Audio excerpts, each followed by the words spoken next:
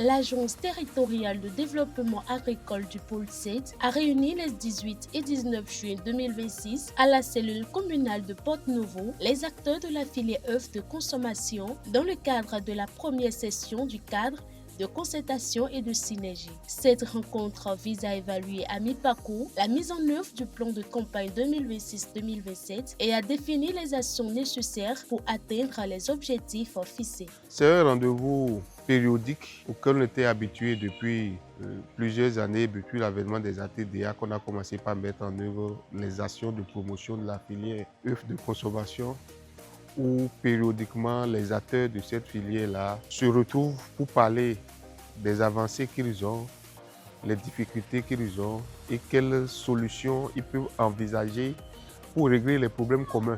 La rencontre de ce jour a cette particularité aussi qu'elle s'organise au beau milieu de la campagne, où elle nous permet également de faire l'évaluation à mi-parcours de la mise en œuvre des activités qui sont planifiées dans le plan de campagne et de mesurer notre progression vers l'atteinte des objectifs de la campagne. Pour les différents acteurs, le bilan à mi-parcours présenté est globalement satisfaisant, même si des efforts restent à fournir. Oui, nous avons prévu des actions que nous avons menées. On a mené ces actions et nous sommes allés à 59%. Il y a d'autres qui restent, sur lesquels nous devons faire beaucoup plus d'efforts. Là où il y a les renforcements de capacité pour nos membres, à ce niveau, nous devons encore faire des efforts pour relever la pente. C'est surtout là qu'il y a le gros lot de travail à faire.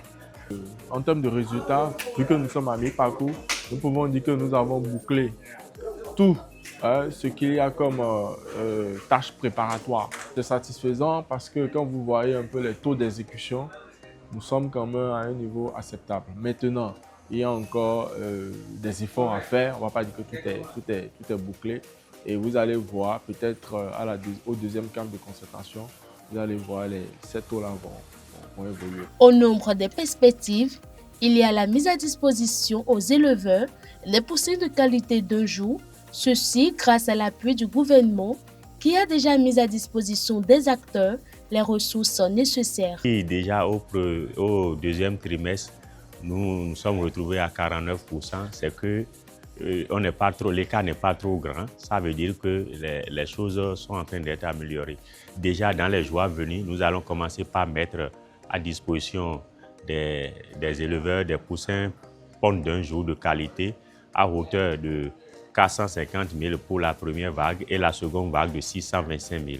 Tout ceci au profit de 485 éleveurs. Sur le budget 2026, également, il y a 625 000 poussins d'un jour qui sont prévus pour être acquis.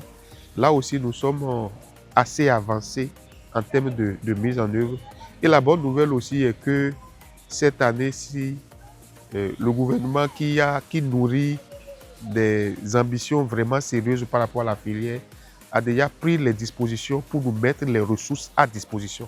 Les ressources dont nous avons besoin pour exécuter ces marchés-là nous sont déjà libérés au mois de juin à 100%. L'Agence territoriale de développement agricole du pôle 7 promet un engagement continu aux côtés des éleveurs pour l'évolution de la filière avicole et surtout pour l'atteinte des objectifs de cette campagne. Entre bilan encourageant et perspectives prometteuses, la filière œufs locale pourra davantage s'imposer comme un produit de référence dans les habitudes alimentaires des populations.